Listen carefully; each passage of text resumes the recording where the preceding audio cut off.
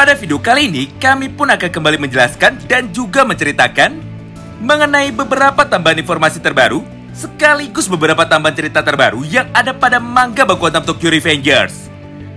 Di mana semua informasi kami kali ini bukanlah sebuah teori ataupun sekedar asumsi belaka, tapi melainkan sebuah kabar resmi yang berasal langsung dari Ken Wakui Sensei.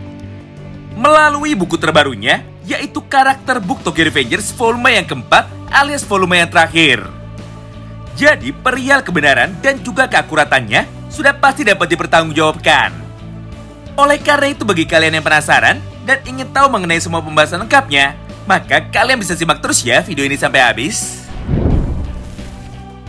Walaupun cerita utama dari manga Baku Hantam Tokyo Revengers sebenarnya sudah selesai sejak lama sekali, namun kenyataannya masih banyak sekali misteri yang belum terjawab dari seluruh alur ceritanya. Apalagi di akhir kisah Tokyo Revengers, Ken Wakui pun dengan terpaksa harus menyudahi semuanya dengan sangat cepat karena alasan penjualan manganya yang saat itu sudah mulai menurun. Akibat terlalu banyak sekali menyisipkan potongan kisah masa lalu alias flashback yang sama sekali tidak penting mengenai Sano Manjiro kecil. Bahkan jika kita hitung, terdapat 3-4 kali versi masa lalu yang berbeda dari cerita Maiki kecil tersebut. Hal itulah yang membuat sebagian besar penggemar dari manga ini seketika menjadi jenuh, hingga mereka pun akhirnya memutuskan untuk tidak lagi membeli buku fisik dari manga Tokyo Revengers ini. Atau dengan kata lain, manga Tokyo Revengers bagian pertama tamat karena dipaksakan. Padahal jalannya alur cerita dari manga Baku Hantam tersebut sebenarnya masih sangat bisa dikembangkan. Latar belakang itulah yang menjadi dasar bagi Ken Wakui untuk kembali melanjutkan lagi cerita dari Tokyo Revengers pada bagian yang kedua, yang nantinya akan terbit secara legal di Jepang pada bulan November tahun 2023 ini. Tapi sebelum masuk ke cerita bagian kedua, Ken Wakui pun juga membuat sebuah buku baru yang merupakan sebuah buku panduan atau buku pengantar, di mana semua isi dari buku ini adalah tentang potongan cerita masa depan bahagia ketika terjadi time skip selama 10 tahun, atau tepatnya di antara chapter 277 sampai dengan chapter 278. Nah, berdasarkan hal itu, maka khusus di video kali ini, kami pun akan jelaskan sedikit tambahan cerita dari beberapa karakter utamanya dulu. Kita mulai dari yang pertama, yaitu Terano Soul. Setelah Takemichi dan Maiki melakukan time leaping untuk terakhir kalinya menuju ke masa lalu, maka misi dari mereka berdua untuk menciptakan sebuah masa depan paling bahagia pun seketika langsung dimulai. Dan di antara semua orang yang berhasil mereka selamatkan, Terano adalah salah satunya. Di mana secara teknis, Takemichi dan Maiki berhasil mencegah kematian dari Nino dan mencegah Terano untuk terlibat lebih jauh ke dalam konflik para gangster yang ada di kota tempat tinggalnya. Hingga hal itu pun berhasil membuat kepribadian dari Terano seketika ikut menjadi berubah. Dan Terano pun tidak lagi memiliki monster di dalam dirinya yang bernama kekuatan Dark Impulsivity. Jadi ketika dirinya pindah ke Jepang untuk tinggal bersama kakek dan juga neneknya, maka tujuan dari Terano untuk hidup di dalam dunia berandalan tentunya ikut berubah juga. Yaitu Terano ingin menjadi berandalan karena dirinya hanya ingin bersenang-senang dan bertarung melawan orang yang kuat saja. Bukan menjadi berandalan dengan niat untuk membunuh orang lain sama seperti cerita di garis waktu sebelumnya. Bahkan jika kita perhatikan gambar ini, desain dari kamar Terano pun ikut dirubah juga oleh Ken Wakui. Di mana di dalam kamar Terano nampak satu buah piano besar yang kebetulan saat itu sedang dia mainkan. Ditambah di dalam kamar Terano pun terlihat banyak sekali boneka yang terpajang untuk menemani Terano ketika dirinya tidur. Yang artinya jiwa Dark Impulsivity Terano saat ini sudah hilang. Jadi meskipun dirinya sangat suka bertarung, namun tujuan dari Terano bertarung hanyalah untuk menentukan siapakah yang lebih kuat. Sehingga ketika dia melihat lawannya sudah menyerah, maka di saat itu juga Terano pun akan menghentikan semua serangannya dan duel pun seketika langsung selesai. Selain itu, ketika Terano memiliki banyak waktu kosong, maka Terano pun akan mengundang semua teman-teman yang lain untuk berkumpul bersama. Seperti Kakucho, Mochizuku Kanji, Ran dan juga Rindo Haitani.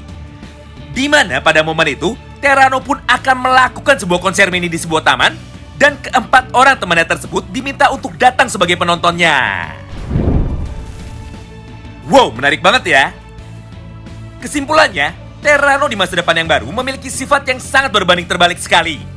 Mengingat sifat dan kepribadian dari Terano jauh lebih lembut daripada garis waktu sebelumnya. Tapi meskipun begitu, bukan berarti Terano adalah orang yang lemah. Karena pada era baru ini, Terano lebih banyak menghabiskan waktu luangnya untuk bisa terus berlatih di dojo milik Wakasa dan juga Arashi Keizo. Bahkan saking rajin dan seriusnya Terano berlatih, dia pun sampai berhasil menjadi seorang atlet bela diri profesional dan dia pun berhasil menjadi juara dunia di dalam kompetisi MMA.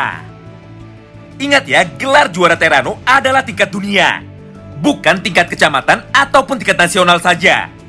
Jadi sudah jelas kekuatan dari Terano di garis waktu yang baru sama sekali tidak bisa diremehkan. Selanjutnya masa depan baru yang kedua adalah masa depan dari Wakasa Imaushi dan juga Shinichiro Sano. Di mana secara singkat, sebenarnya cerita dari Shinichiro Sano, Wakasa dan juga Benkei adalah satu kesatuan. Mengingat tidak peduli apapun yang terjadi, mereka bertiga selalu bersama dan tidak pernah bisa terpisahkan. Bedanya, karena saat ini Shinichiro Sano masih hidup, maka tidak ada yang namanya Game Rahman lagi. Serta Wakasa, Benkei dan juga Shinichiro Sano sudah tidak hidup lagi di dalam dunia berandalan. Sebagai gantinya, Shinichiro Sano masih tetap bekerja sebagai seorang mekanik di bengkel miliknya pribadi. Kemudian Arashi Keizo memiliki dojonya sendiri yang dikelola bersama dengan Wakasa.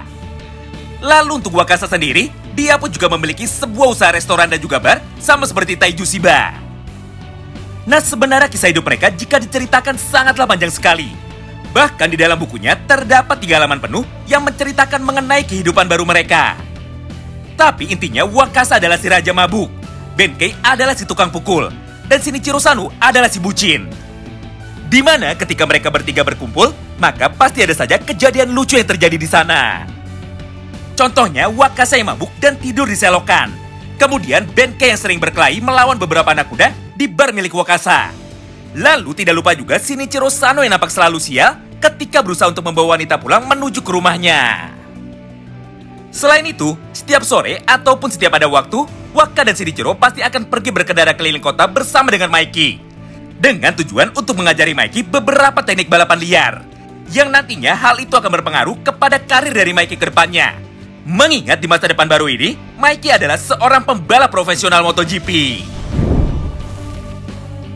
Nah, selain semua poin informasi di atas, maka pada akhir video kali ini kami pun juga akan menyampaikan 2 buah kabar baik untuk kita semua. Pertama, anime Tokyo Revengers season yang ketiga akan tayang secara serentak di seluruh dunia pada bulan Oktober tahun 2023. Kedua, manga Tokyo Revengers bagian yang kedua akan tayang secara serentak di seluruh dunia 1 bulan setelahnya. Atau tepatnya pada bulan November tahun 2023. Tentu saja bagi kalian yang penasaran dan ingin tahu lebih rinci mengenai kedua informasi tersebut, maka nantikan terus ya update berikutnya di channel ini. Terima kasih banyak yang sudah simak video ini sampai habis, dan salam baku hantam!